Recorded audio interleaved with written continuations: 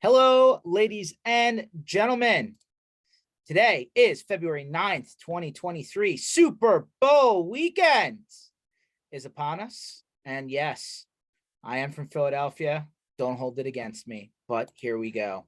Welcome to the MSP Initiative Live.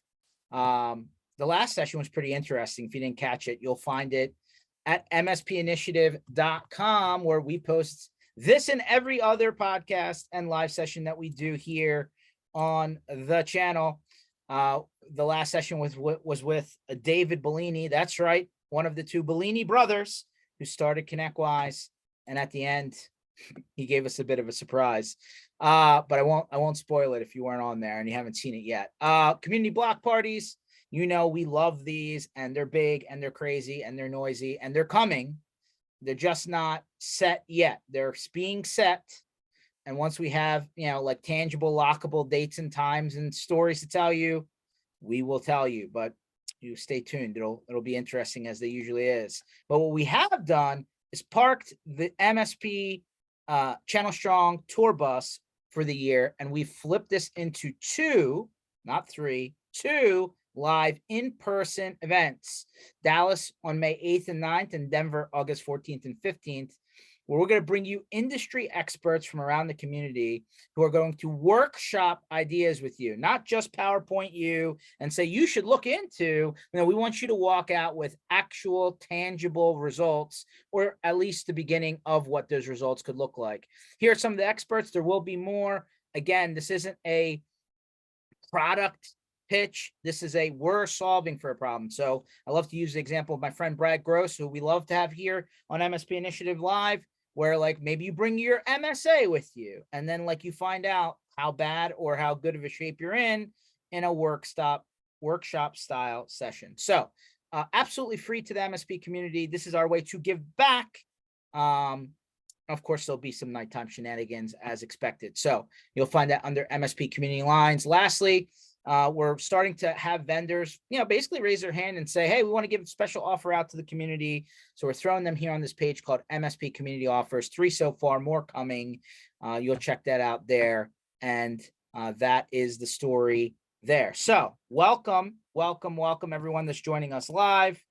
Matt saying I'm wearing the wrong colors. Are you sure, Matt? You want to make a friendly wager? We like to do that here on this side of the aisle. See that? He wasn't ready for me. He didn't think about that I was going to call him out so early in the show. Don't worry, my friend. I'll leave that open. You can think about if you want to jump on there. We have an hour, so plenty of time for you to contemplate what might be going on. We do have a guest coming on today. He's running a little bit late. No worries. I went out to the news wire and just tried to see what was happening in MSP land, and there's plenty. I am willing to take your money. Okay, all right. Just come up with a number. Let me know what that wager is. We'll just do straight up. No points, no spread, no under, no over, just straight up. That's all good.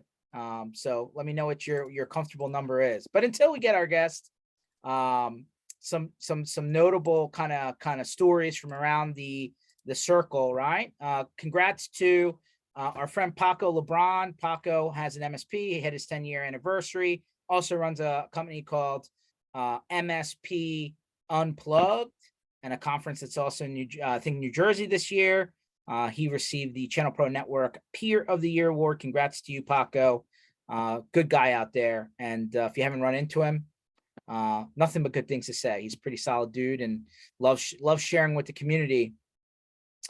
I knew this was coming for a long time, right? Every time we say Microsoft, we always like kind of cringe.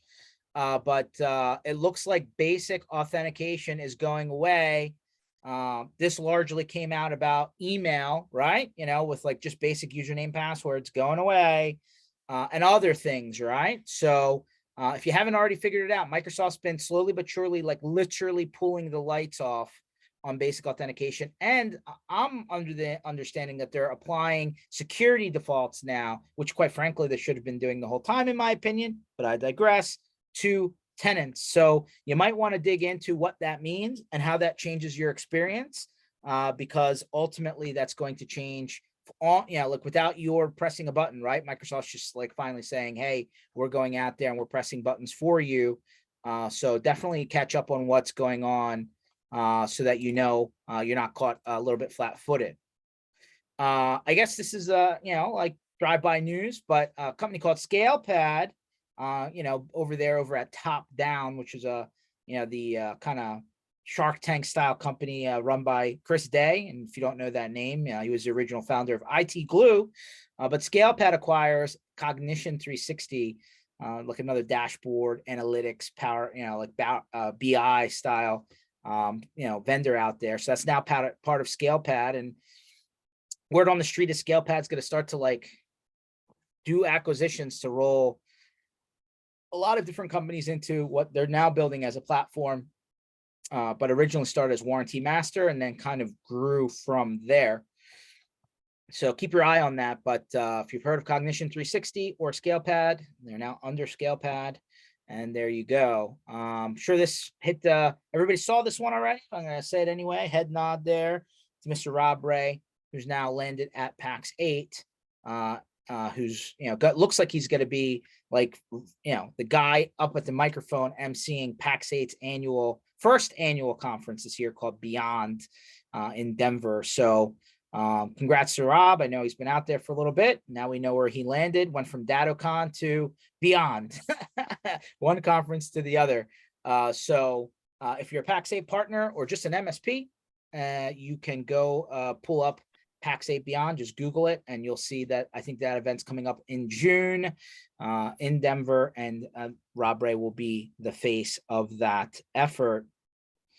And then we see maybe a familiar face to some, Craig Fulton, usually the guy up there on stage during the IT Nation style events. Is no longer exited the company, 16 years. So I guess they'll have to find somebody very animated to be up there on the microphone. But yep, Craig is no longer with the company. Good luck to you, Craig. A couple of other items for what it's worth. You have what seemingly is a targeted ransomware attack over the last 7-ish days on ESXi servers. So basically, CISA has actually acknowledged this and rolled out a script to like unwind it if you get hit. So if you didn't know this was happening, there's a decryptor script out there. Here you go. It's in this article. Basically a vulnerability and a service that's running in older VMware versions, exploitable. And here they are. The bad guys just kind of sweep the internet, find them and hit them, and do the whole ransomware, give me Bitcoin kind of thing. So if you aren't aware of this, you're on older, anything under, here you go, 7.0 update 3i. I don't know why put letters behind updates. Why don't I just make it update 4 or update 5 or update 6? But I digress.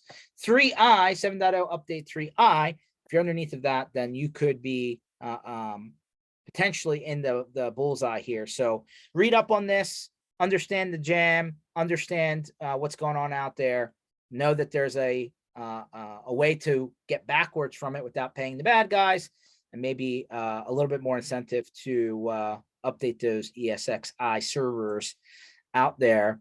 So of course, I'm coming down to my last two stories, and we'll see if our guest pops on. If not, we'll see, go radio style here. But surprise, surprise, top 3 cloud vendors: AWS, Google, Azure. And so I was, they're basically like, hey, what does the math look like? Well, here it is. Looks like AWS and Azure are literally 1A and 1B practically, like 0.1, right? I know in the billions, that's not a small amount of money, but they're right there neck and neck. And then Google's like, hey, over here, kitty table, let me in. So I just thought that was interesting. What a huge drop off between these two guys, pretty much at 23-4 billion between them, and then you got Google behind them. I guess we didn't factor other people like Alibaba out there on the other side of the world, but obviously these guys were targeting the US facing cloud vendors. And then lastly, congratulations to the 2023 Channel Chiefs. So these are the people that every year get nominated and put onto CRN's list for people who run the channel effort in their various companies. I know there's a lot of you out there. Congratulations. And a lot of it is some hardworking people doing a lot of airline miles, behind the windshield miles. Hopefully not too many trains and boats, but I digress. Congratulations and thank you for for jumping in. So of course, Matt, you're chatting with me here. He said, could we do a trading places version, just $1? All right, Matt. That's if you want to go for $1, Sade, you can write that down for me. Matt wants to go in for $1, not $100, not $1,000, $1, no problem. Matt, got you. And yes, the Bellini brothers, actually David Bellini and Adam Slutskin, if when that episode posts, if it's not already on there, are behind the Cyber Fox company, which is found, two kind of pillars at the moment, more coming. Am I too young for the Trading Places reference? I saw the movie. I remember. I got you. No, I'm not doing the Trading Places, but I'll still take your $1. How about that? But yes, is behind CyberFox, which has Auto Elevate and Password Boss as two of what seemingly is going to be 5, 6, or 7 solutions that'll be rolled underneath of one company. But David gave us a little bit of a clue on where they're going, and pretty exciting times, because it's not often you can be successful at startups. But talk about the jump in between what ConnectWise, he said they started 40 years ago, like almost unimaginable to like modern day, right? Got to be completely different between starting up then and now. Kind of dove into a little bit of that in the last call, but yeah, just go all the way to the end when you watch that, and you'll see what I mean by a little bit of a surprise. But I digress. Well, Pete, I guess you're filling in for who was supposed to jump on today, but that's okay. Welcome aboard. How's everything going today? Hey, it's another bright, sunny, shiny day here in Myrtle Beach. Yeah, isn't that Combing where the beaches? Isn't that where a balloon blew up? Pretty sure. Yeah, it was a pretty cool sight. It was a pretty cool sight. We watched it happen live from our front yard. It sailed right over our house as it moved out and a little south, and then we watched the fighter jets circle, and then boom, Yeah, our house rattled and rolled. Not too often you see missiles being shot above your house. This is true. Not above your house. Yeah. I wonder what would happen, right? You have like homeowners insurance, and they're like, yeah, I need to put a claim in. Why? It's like missile went off course and hit my house. Like, do they cover that? Yeah. Well, the good news was it wasn't a high explosive, so it was just a proximity to pop the balloon, right? They didn't do anything. So if you look at all the returns, you never see any fire coming out of you see the smoke of the gases evaporating, a little bit in the atmosphere, but they really didn't. They didn't put any incendiary in the middle of it because they wanted to recover. But it's active down here. It's active down here right now. They brought the Navy LCACs out, which are the big inflatable bottoms that they can throw all kinds of, a half a battalion with tanks and equipment and stuff. So they've been riding out to the ships and coming back in. And so, I feel like it's old home week for me. So.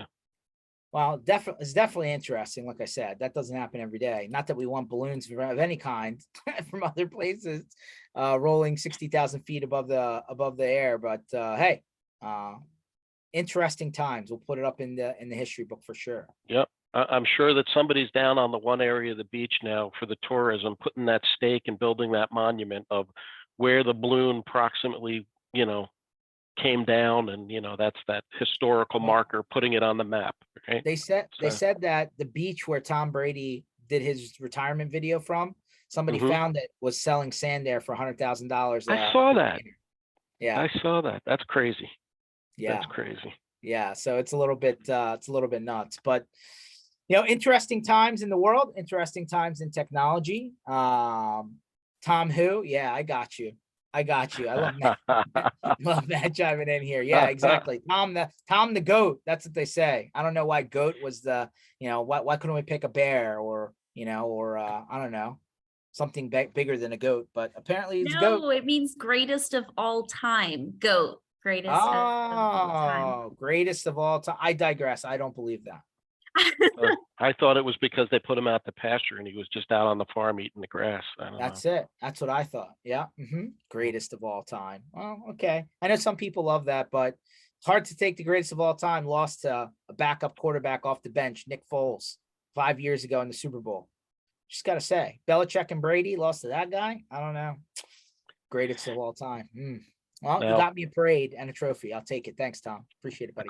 of course, now I know what time of year it is too, because my lovely office mate and wife just went to the mailbox and decided that she needed to bring me back one of these boxes, which Okay, Girl Scout I'm cookies. Yeah. sure I'm I, sure I'm going to have to dose up to finish that this afternoon. So I don't know. Back in the day, my Boy Scout days, I went pretty like even before my Boy Scout days, like where you sell the candy bars for like fundraiser for your school, and like I'd Mhm. somehow sell a pallet of it. It was like my jam, and all I got was a pizza party. I don't know if that was a fair exchange, but I find it interesting.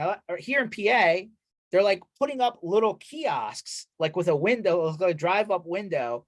Like Dad made it out of wood and put a window in it, and like they're selling Girl Scout cookies on the curb. It's pretty good. I tell you what, they're in every doorstop and everywhere else. But what a model, right? What a model. People love cookies. I don't know if the Boy Scouts got a little bit, ripped off on the popcorn side, but cookies definitely sell. Well, that's for damn sure. And even if you're not supposed to be eating them, you still eat them, to be honest. So all of a sudden, we're seeing all these, events pop up. Usually like the first quarter of the year is kind of quiet, but the next 4 or 5, 6 weeks are pretty busy in MSP land. Like, apparently nobody got the postcard that they needed to wait till longer in the year. But coming up, right, there's Right of Boom, which I think is in their second or third year, which is really, like this pop-up security style event in the MSP, kind of sandbox.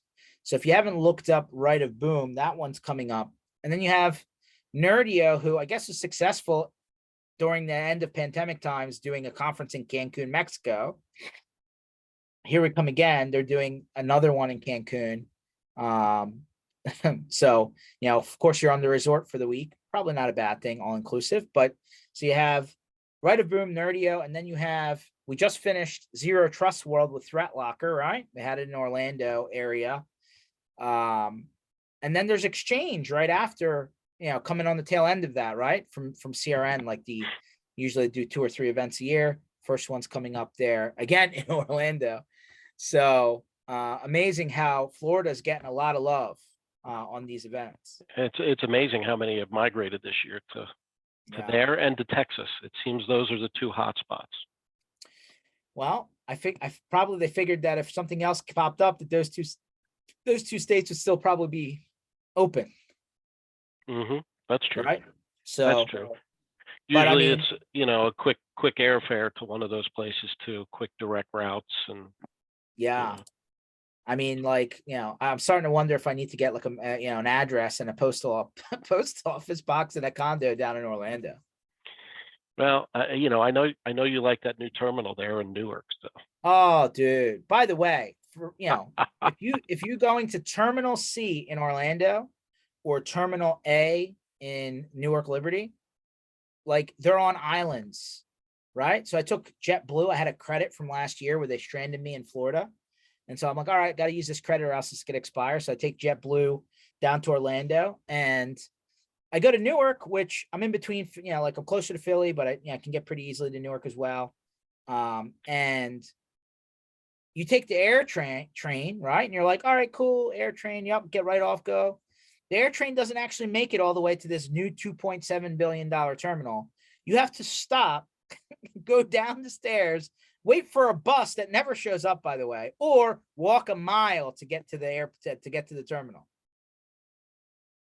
So I ended up having to walk the mile. And then, of course, you're running late because you didn't factor that 20, 30-minute swing and you're, traveling the airport.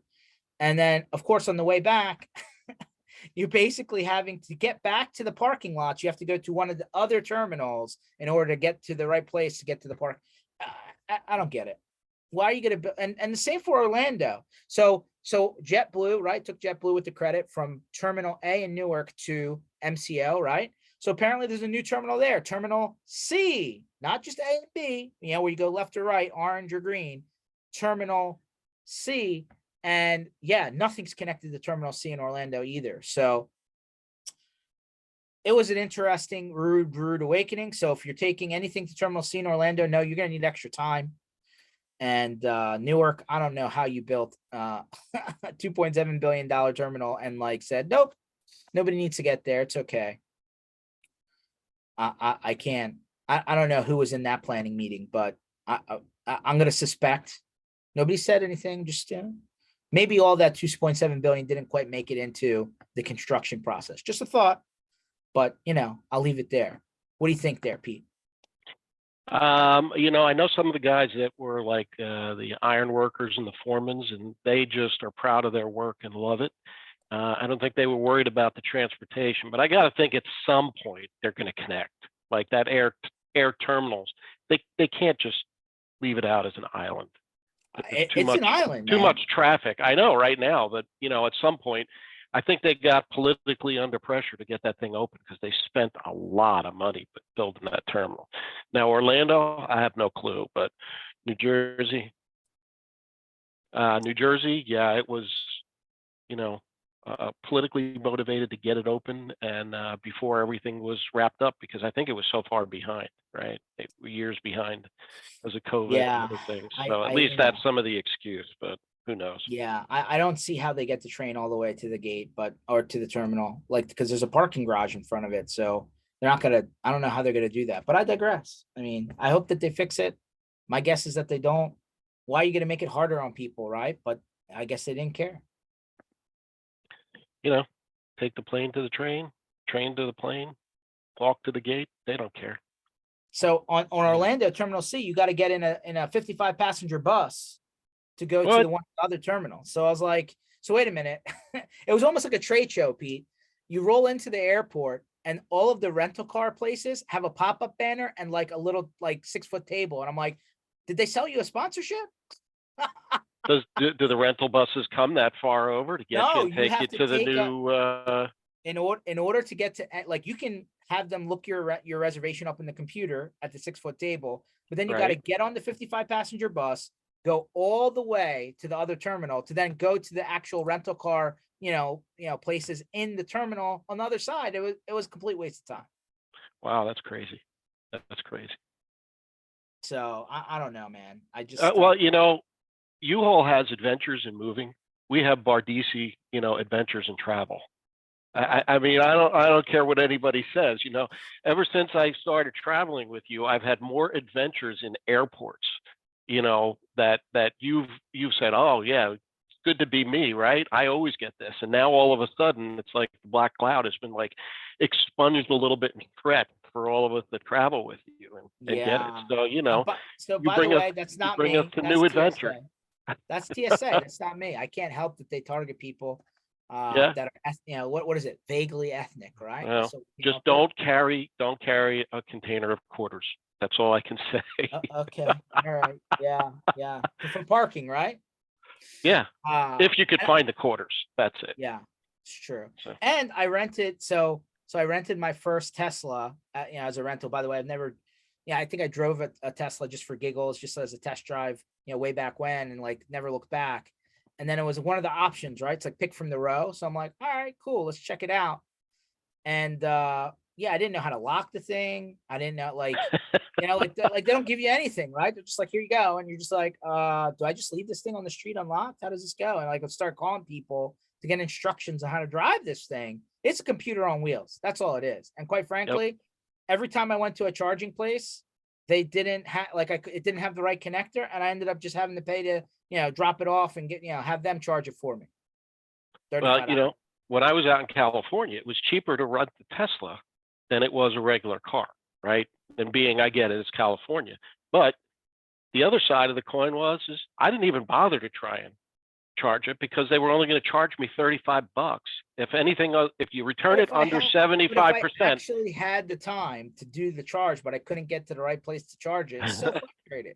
But it was $35 for them to charge it. Like, that's what, 4 gallons of gas, and the tank would have probably been close to empty. So it would have been an $80 gas bill for me if I had returned it empty or even filled it in California at $4.55 a gallon versus $35. So I was like, you know what? Yeah, it just the time and the effort was just drop it off. If you had to go anywhere far, like I heard a guy, took the electric car option, like had to go up and down California, like the whole jam, and then had to like reroute the whole trip to go to these charging stations. Nah, I'm out. But if it's a short distance and you don't have to worry about it, yeah, the $35 might be worth it. All I can say is, how about some, like you're literally giving the car to people who have no idea how to operate this thing. Like, yeah, they can turn it into reverse and drive, but like, at least you gotta show people how to, lock the car when they park. Yeah. Rude I rented from Hertz, and they emailed me how to drive your Tesla. And there was like this little instructional video. It was very nicely done, but it took me through all the core features. Then I couldn't find things, so I did what good friends do. I called Stanners at like Of course, probably 8 o'clock at night and said, "Okay, that's what where's I this? did How too. do I do this? How did?" He's like, "Oh yeah, just do this, do that, do that." But I didn't like the overall feel of it though. I felt like that right rear side. I just felt like I felt bare. I felt like I was exposed and I didn't have any good visual. The mirrors weren't as big, and I drive that big truck with those big mirrors, so I didn't get the views that I wanted on the right side of the vehicle. So yeah. So let's go to the topic of the day, shall we? let's roll. Chat GPT. Bing has just integrated it into its search engine and made search interesting again. And then, surprise, surprise, Google came out with their competitive solution after $100 billion. What is it, Bard or something like that? Yeah. So it's apparently Google lost $100 billion in market value after their ChatGPT competitor produced factual errors in an ad demo. Oops. That's not good. Well, I had a customer that told me from my marketing perspective that I needed to embrace ChatGPT, that it would reduce my prices and make me more competitive. And I said, well, okay. And he's like, embrace it, embrace it, embrace it. And we fiddled around with AI tools. We had a tool that was out there called Word AI that you could take it and it would then go out.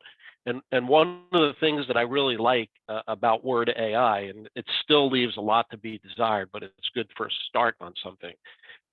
We very rarely use it though anymore, is that it will tell you the plagiarism level.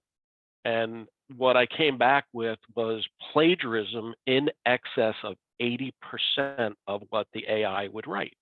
Now I'm sitting here saying part of the value of what you might do to your customer, right, no matter what business you're in, is protecting and differentiation and things of that nature. So how do you, I guess there's those fast models, those shrink wrap models of certain products and all that it's fine for, right? But I think Brad Gross summed it up perfectly. There was a post on somebody that wrote on Reddit. It wasn't Reddit, it was a Facebook group.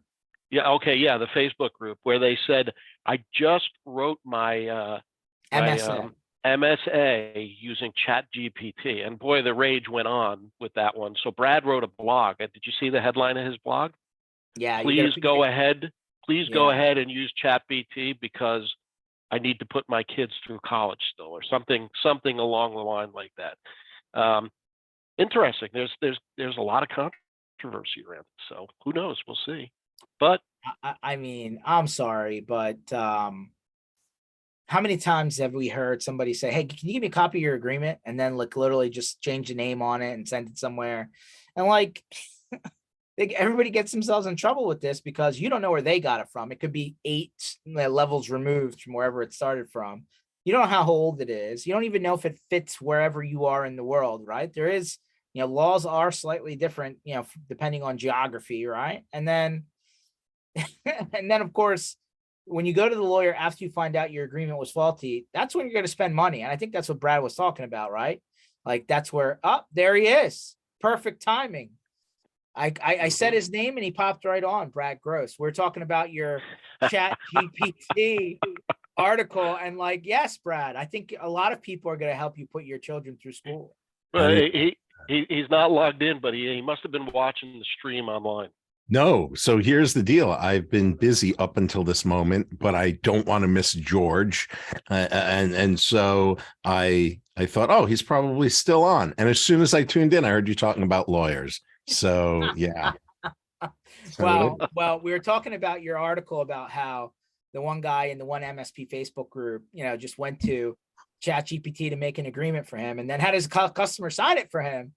oh And yeah. then I was like, I when I saw it live, right? Because I saw it like when it was unfolding, and I'm like, Right. somebody please actually like tell this guy that this is the worst possible. Like he would, not that I just said right before you came on. This is like, hey, can I get a copy of your agreement? And like you have no idea how old it is or where it came from. It's even worse than that, right? Because you don't even know where it took Oh, it's far the worse. data from, right? I mean, So, there's something wrong when your customer says, "Oh, this agreement looks great." Of You've done course. something wrong. of course.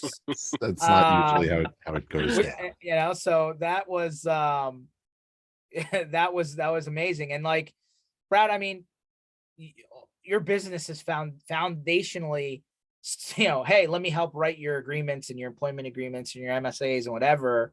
And we Mhm. talk all the time about, this is an evolving thing, right? You need to Mhm. go back and revisit your stuff at some point because like the world changes. We're going to try Right. and do that at the MSP Mind events, by the way. We'll get to that later, but thanks for Mhm. being a part of that. Brad, I don't know how Wait, to say this. before you say what you're about to say, Go ahead. Sade wants to promote me to a panelist, but I can't chat back because you've locked out the chat. So Oh. Sade, feel free to do that. Yes. Yeah. Okay. Now, So there we go. Now, George, ask. yeah. So I mean, I'm not that I haven't had my own problems, Brad, that have cost me to spend lots of money to help put your children through college, but some of those were not self-inflicted wounds, I argue. But what is the absolute, and you don't have to put names and listen, like obviously you have confidentiality, but if you could give us an idea, like what's the worst possible thing that you had to deal with where the agreement literally tanked the whole thing before it started? Uh-oh, he's muted now. Right. See, now that I was promoted to panelist, I had the power, but I started off muted. So I was asking you, do you mean where a bad agreement just led to things going downhill? Is that what you're saying? Yes, like worse situation that came from just an agreement that was completely inept in whatever it was supposed to be doing. Well, I'll tell you, it's not, very often it's when you have a bad agreement, it doesn't result in just one issue. It results in a flood of issues. So the customer has absolutely has mismanaged expectations. Okay. Expects the world. The agreement sucks. And so when one thing happens and then another thing happens, suddenly everything is falling apart, right? You didn't do this. You didn't do this. Oh, and by the way, we're dissatisfied with everything that you've ever done and so on. And so what we'll often see is that with a bad agreement, it's not just a question of, well, you didn't do this right, and so we want to terminate. No, it's usually it is a flood of scope creep issues, right? It is a flood. We expected this, we expected this, we expected this. You didn't deliver on any of that. Well, that wasn't really what we were supposed to do, or it wasn't within the scope. Well, that's not what the agreement says. Actually, the agreement is silent. So this is what we expected. Also, you didn't do this and this, and it goes on and on.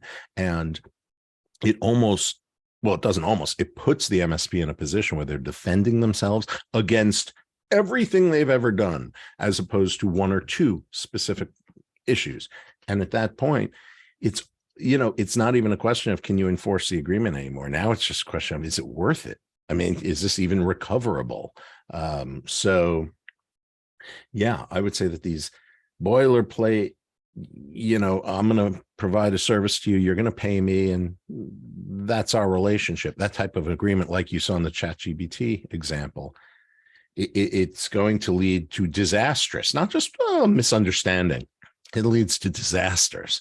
And that, I guess, was the point of the article. Yeah, no, perfectly said. And quite frankly, I and again, I get why, right? People are like, hey, if I can save a few dollars and, just maybe I'm on a time crunch, I need to give something to somebody right away because I got something showed up my doorstep and I can close the deal. But, as they always say, devil's in the details.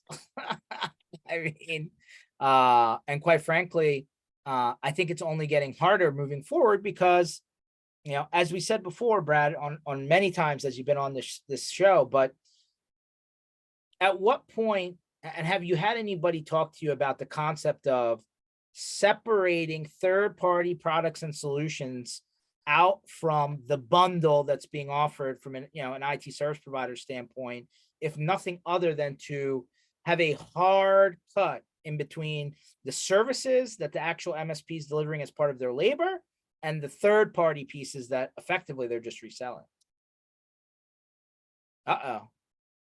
We don't have audio now. We lost you. Yeah, I can see you. I just can't hear you. I adjusted my microphone. I might have hit the mute key. There we go. Go ahead. Sorry about that. So what I was saying was, what you are talking about is exactly what I preach about all the time, which is, look, here's a perfect example. I was giving a presentation to a bunch of MSPs at a major event. We'll remain vendor agnostic back last year. And I said to the room of MSPs, I said, how many of you provide BDR solutions, backup and disaster recovery solutions? And pretty much everybody raised their hand, right? Everybody, oh yeah, we do this, we do that. And my response was, you're all wrong. Everybody here is wrong. None of you provide a BDR solution, not one of you. So they're all looking around going, and I said, you don't do it. Datto does it. Acronis does it. Barracuda does it. I mean, pick your vendor, right? They're the ones that do it. You facilitate it. You resell it. There are parts of a solution that you might provide, implementation or installation of an agent, right? I don't know, whatever it might be. But truth is, you don't provide those services, you facilitate them. And unless you make that very clear in your agreement, your customer assumes, well, you're the provider. This is your agreement. You're the one providing it. So when it fails, and upstream providers do fail, the customer looks to you and says, fix it. But you can't fix it because it's an upstream provider. And if you come to them and say, well, listen, we didn't do anything wrong. It was provider A, B, and C. Your customer looks at you, as they probably should logically, and say, but you brought them to the table. You never told me that they're a separate. You brought them to the table. Now fix it. Now what? So the idea is that you have to explain to your customers, manage expectations, let them know that there are services you provide, and then there are some you facilitate, and they're different. And we're going to take on different responsibilities, shared responsibilities in some cases, depending on whether you're providing a service or you're reselling it. That's the point. So I think that's what you were hitting just now.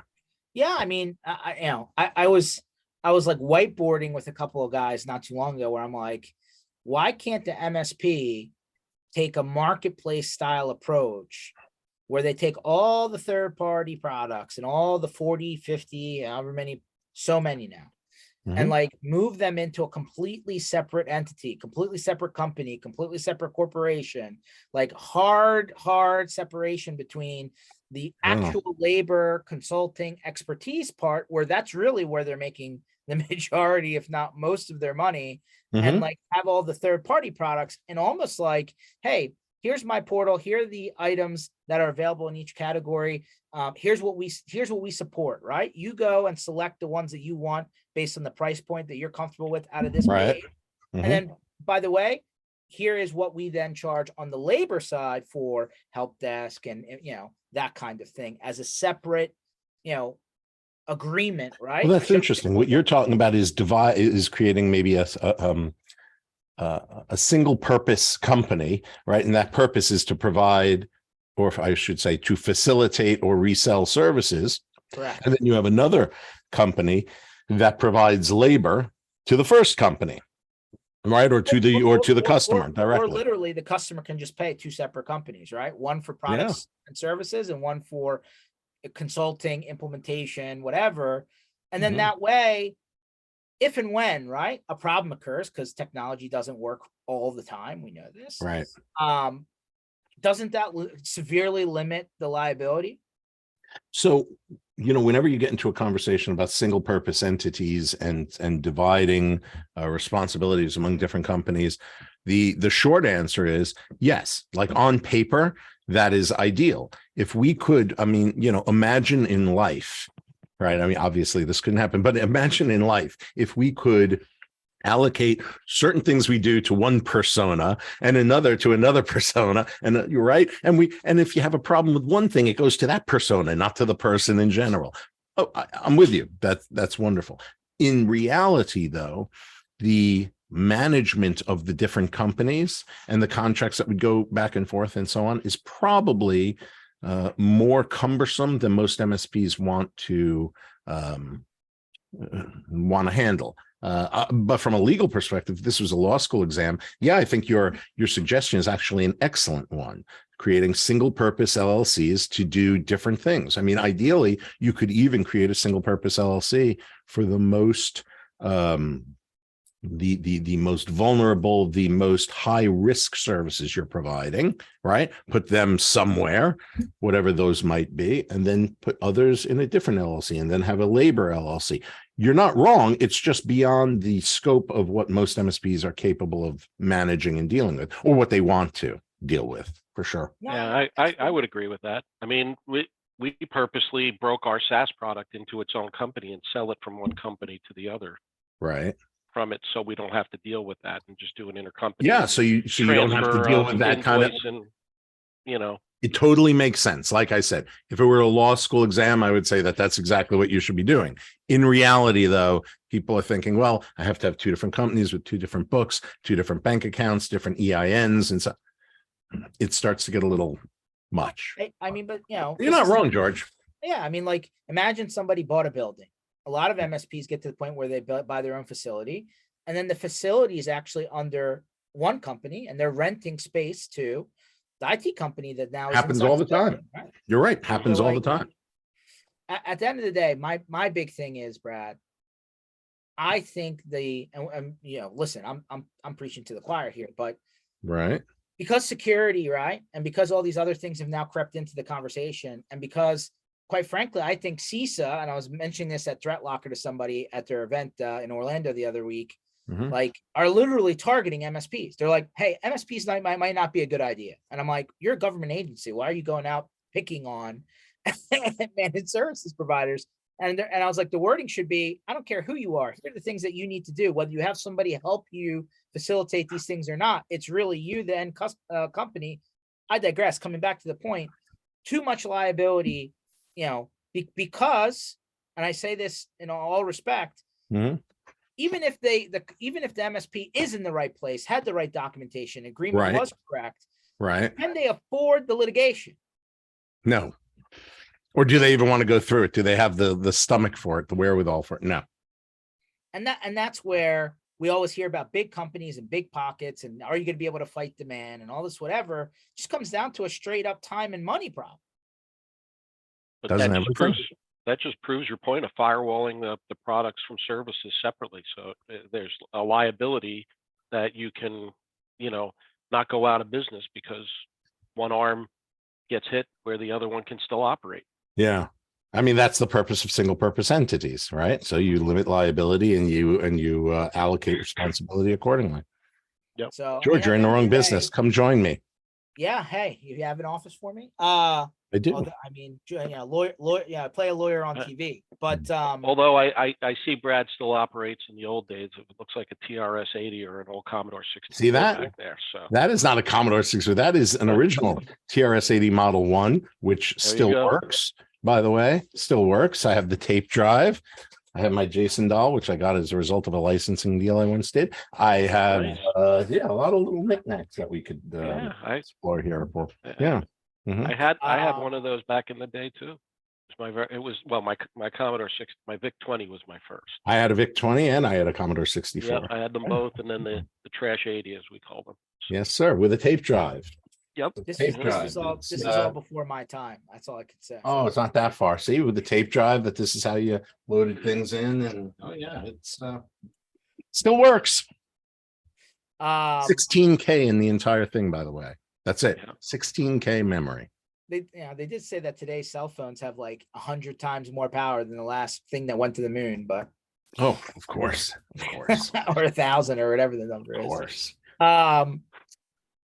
Since we're on the topic of Chat GPT before you came on, Brad, let's just continue down that road. Like, I'm concerned, and Pete actually brought up like this plagiarism score, right? Like the percentage of what the bots are popping out are, literally copied from all places of the internet. And, then we get into, like I just saw yesterday, Brad, that Getty Images, right, which is the company that does all these photos for all these industries, was suing $100 million lawsuit against a bot company who would like, you would type in what you want your picture to be and it would like generate the graphics based on your ask. And they were saying that they were using pieces of copyrighted material and now they're suing the company. Like, how do you even know as the person typing the information in that you're getting back stuff that you actually can't use? You don't. You have to just assume that you can't, right? I mean, but this is not new. If you were to type in some sort of image search and Google image pops up with 1,000 different,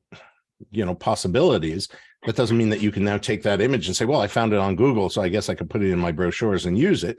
These are copyrighted images. These are thumbnail versions that were intended to show you what's out there, but not intended to convey licensing rights. So this is not a new subject. It's now just being applied in a different setting, in a different venue. Yeah. So that's a real sticky sore subject, George. I mean, one that's obviously near and dear to my heart, right? Because we do, what would be considered a unique graphic, but it all starts with some kind of stock photography or graphic that you build on, modify, and go. And then there's repurpose and reuse and all kinds of laws that get even deeper than just who the original owner is. Who owns that image when you offboard a customer, right? What's the answer?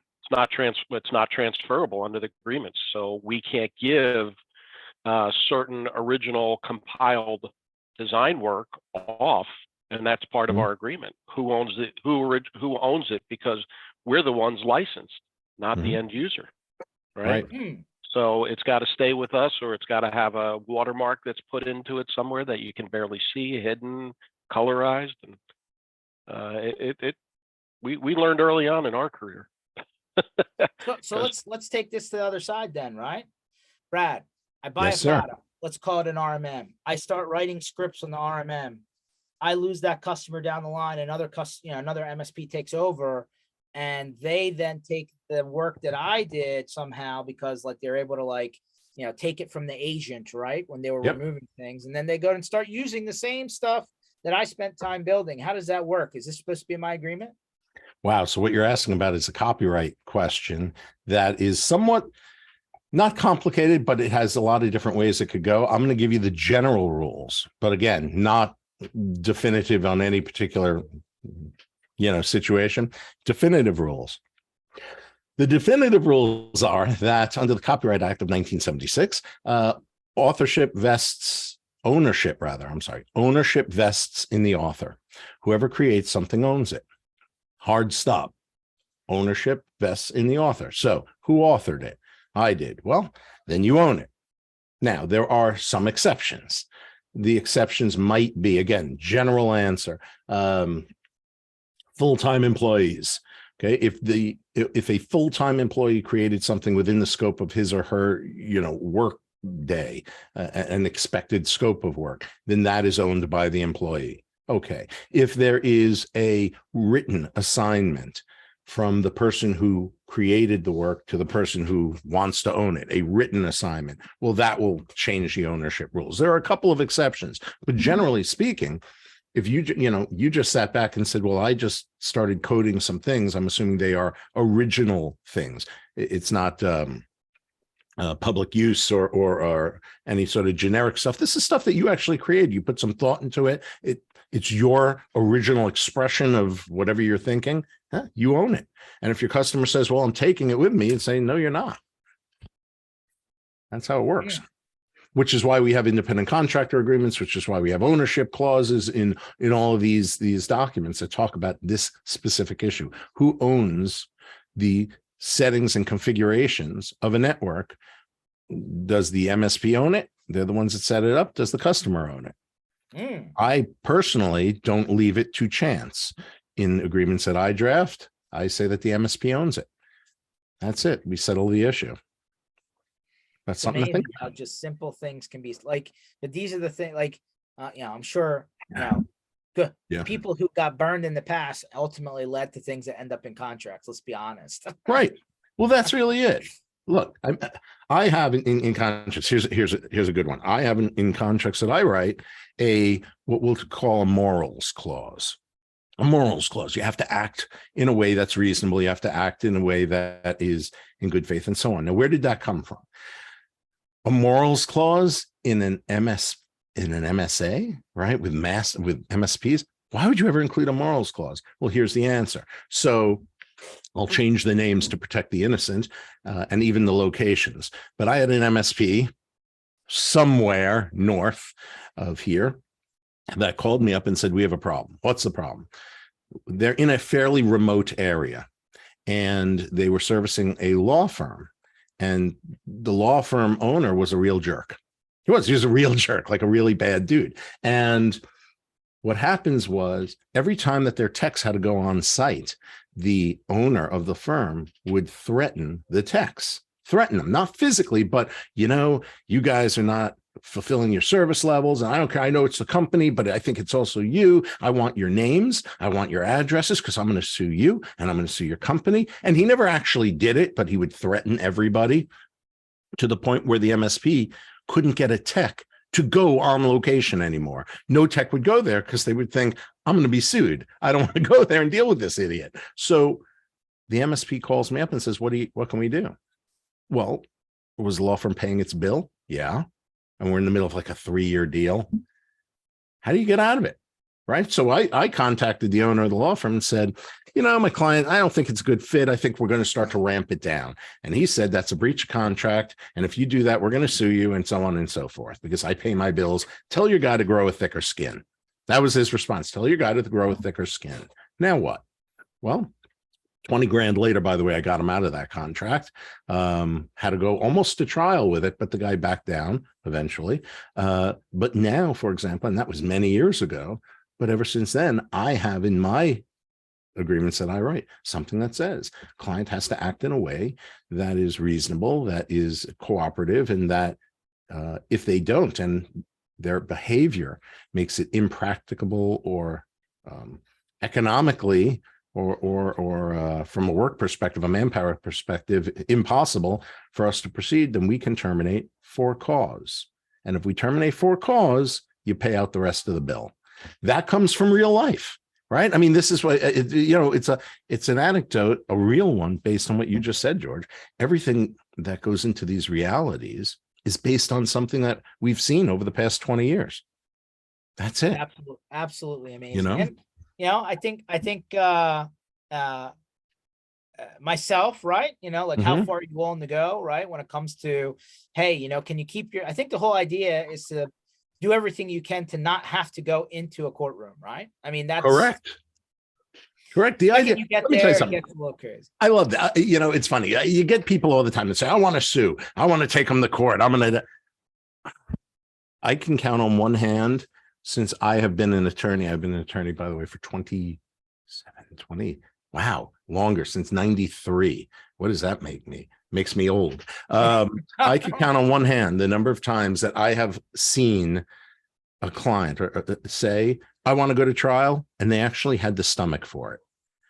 It is the worst. Litigation is horrible. It is never ending. You go to bed angry, you wake up angry, right? You're spending money on hourly rates and you're not even sure what's going on and so on. It's horrible. So to the greatest extent possible, the idea of an agreement is to manage expectations of the customer so you don't end up in court, so you don't end up in arbitration. If you end up in arbitration, everybody's lost except for the attorney, which, I guess, depending on your perspective, is not a bad thing. But you'll appreciate, I was reading a hotel rental agreement for an event we're doing coming up, and am I speaking at that event? You may be. Okay. And they're like, oh, here are our general terms, right? And it goes to a Yeah. link. And I'm like, no, the link doesn't work. They're like, oh, just sign it anyway. I'm like, no. I was like, how about you show me what the link's supposed to say? And they're like, When the link will work, it'll work as soon as you sign it. Then the link will Exactly. suddenly work. Yeah. That's why I said, I was like, you need to remove this out of the agreement before I sign this, because I'm not going to sign something that says go to the link and the link doesn't work. And they actually like, had a tizzy over it. And I'm like, I'll just go somewhere else. And they're like, all right, we'll take it out. And I'm like, okay. It's Wow, that easy, huh? I don't know, man. It's that easy. Like I appreciate the, hey, like if things are going to change, it's easier to point them somewhere. But like, if it doesn't work, like, I don't know about you, when somebody gives me a link to go read something, I just PDF save it, because if it changes, at least I have what it was when I signed. Got to be careful of version numbers and so on. Yeah, that's the thing. I'll tell you, but that's not just at a customer level, at a consumer level. Happens at the corporate level all the time. We'll be dealing with the largest companies literally in the world that will, in their own agreements, will reference codes of conduct. They'll reference, various privacy policies and so forth. In the agreement, it'll actually have a website. You go to the website, doesn't exist. It's shocking to me how many people don't read that which is included in a contract just because it's a link, and they don't want to click the link to even see if it works. So kudos to you for not falling for that. Yeah, I just it's absolutely amazing. But we'll hopefully get more, Brad, from you at the MSP Community Minds, where we're gonna like build on this concept. Coming up, we got one in Dallas, one in Denver. We talked about at the beginning of the show, but I think people are really not in a good place in MSP land. And I would say, I'm going to throw a number out there. I want to see if you agree with me. I'm going to say 40% of the MSPs out there don't have their stuff properly updated, legally speaking. Oh, you're way low. No joke. You're way low. I mean, you're not even close to, yes, I disagree with you. I would say it's closer to 75 or 80% don't. Wow. We talk to literally hundreds of MSPs every year, hundreds. And I'm telling you that most of them simply don't have their acts together. But the good news is that they're talking to us, so they want to get their act together, right? But, I used to have a chart that I would put up when I spoke about